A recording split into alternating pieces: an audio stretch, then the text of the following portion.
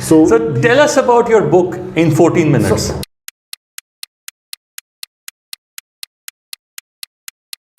I knew what was happening at Yes Bank from past 5 to 6 years.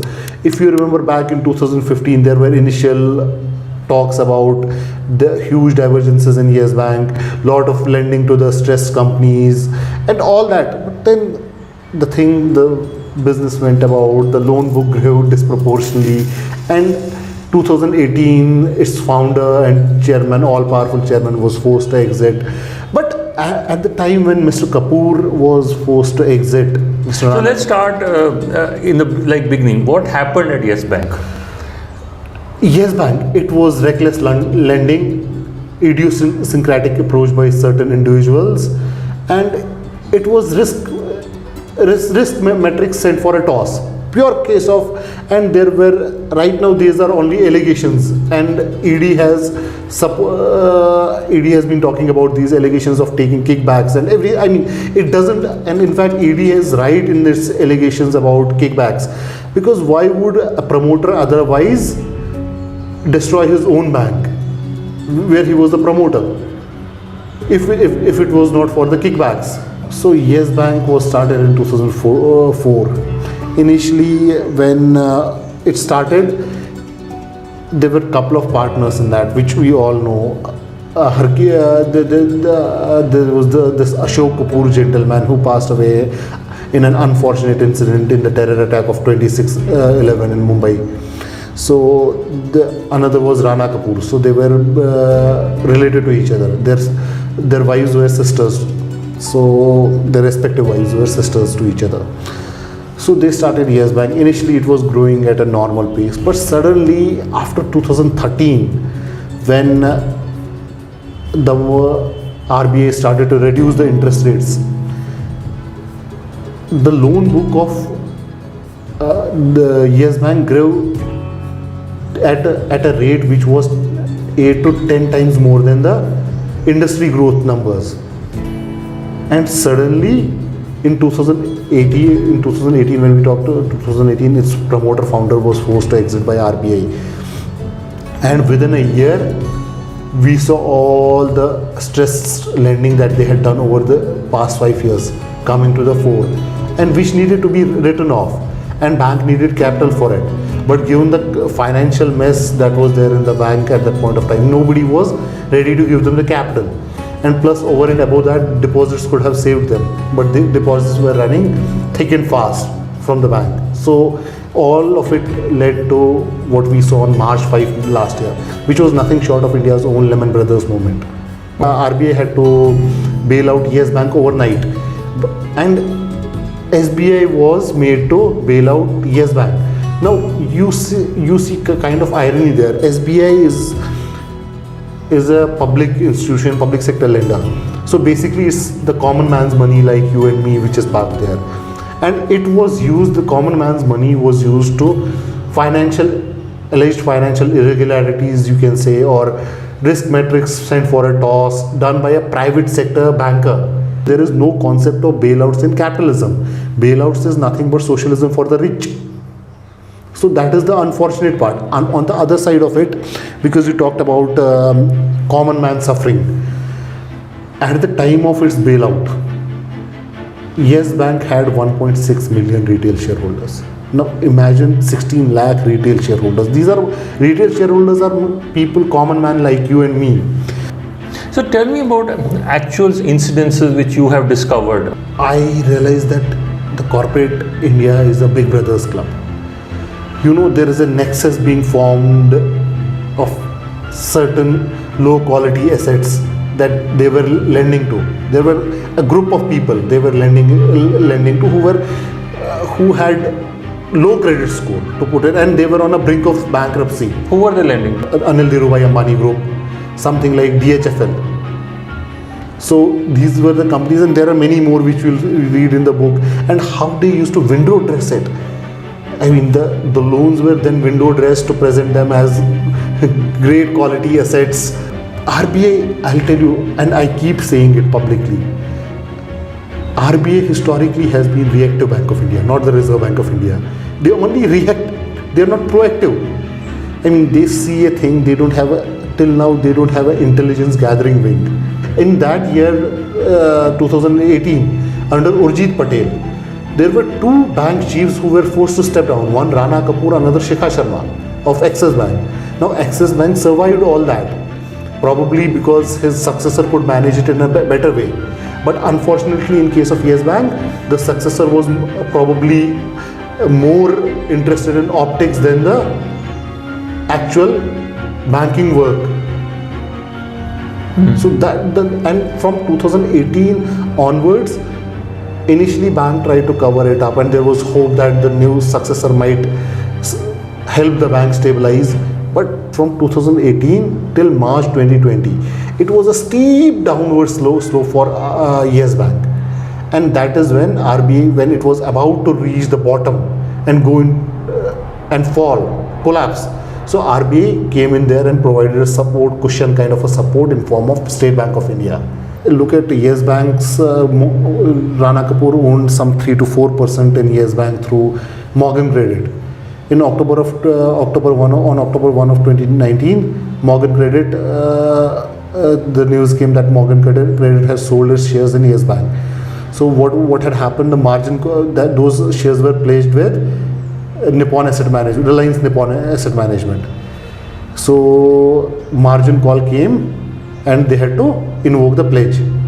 Now, interesting part in that is, till that time, Reliance Nippon till a week before that was in partnership with Anil Ambani's Reliance.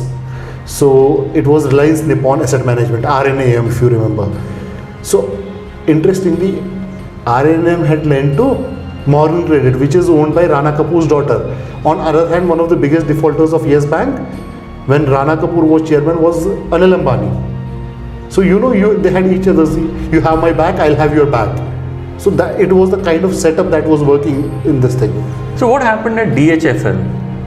DHFL, individually when you talk about it, separate from Yes Bank. When you talk about it, is the extravagance of the founders supported by bank credit. It's like when you and me feel hungry and we want to eat out, we probably go to Kolaba and some place like that. And if we have a lot of money in the pocket, we might end up in the Taj Mahal Hotel. So, but these Wadhwan brothers used to actually go take their private jet and go to Dubai for lunch and come back in the evening. That's the kind of extravagance that they were showing, and it was all facilitated by bank credit.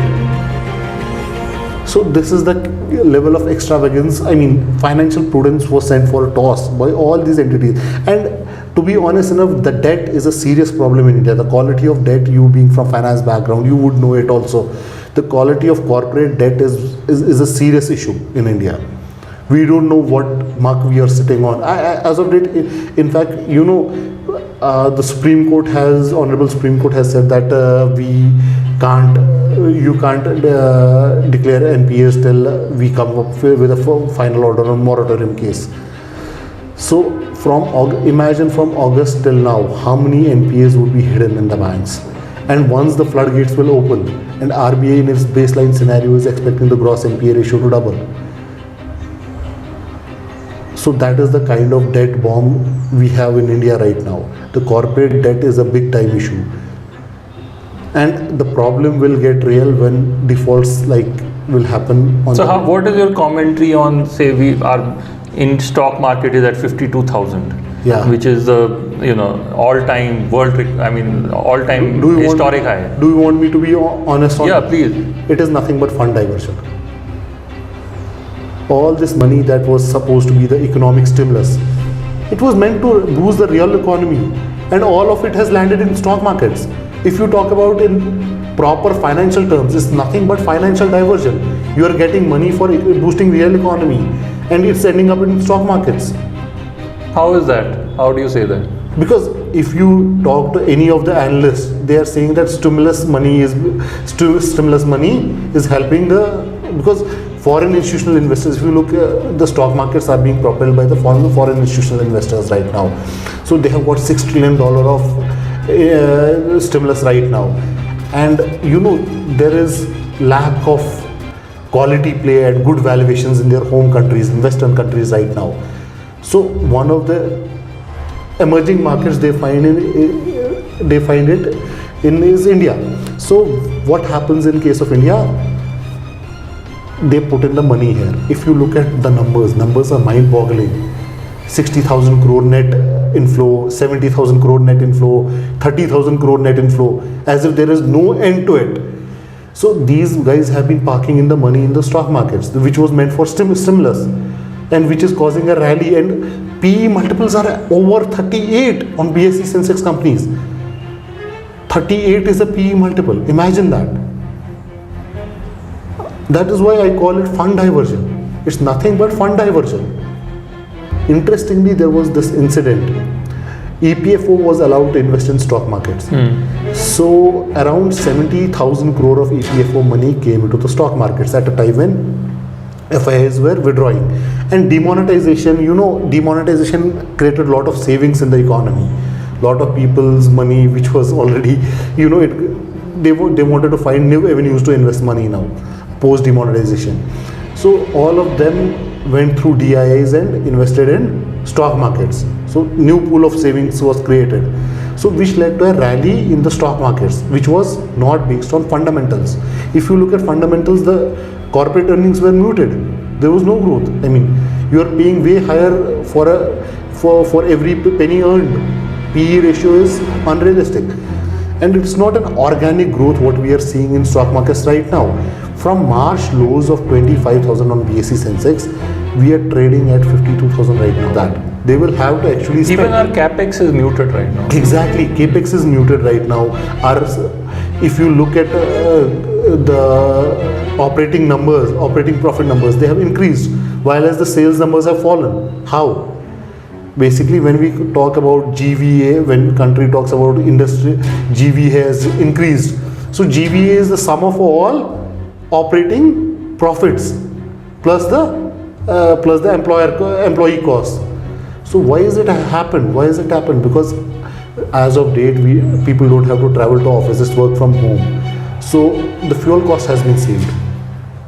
Lot of components which went into operating your business normally production with normal production level, they have come down.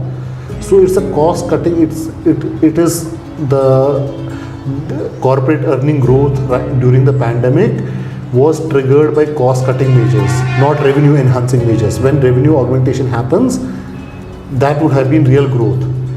So at max, they can't keep on postponing their expenditures too long. So they will have to spend someday, probably 6 months down the line, and that's when the reality will slowly start sinking in. So if you had to tell a retail investor looking at your entire research of Yes Bank, what would be 3 sentences or 3 points of advice that you would give based on your learnings of Yes Bank? Look at governance metrics of the company, look at the fundamentals of the economy, look at the balance sheet of the company. These are the 3 key things. Had I been the RBI governor, I would have what the bailout they executed on March 22nd, 2020, I would have executed that on 30th of September 2019. That would have made all the difference. Oh, thank you, Furquan. That was wonderful talking to you. Thank you so much. Amazing talking to you. Thank you.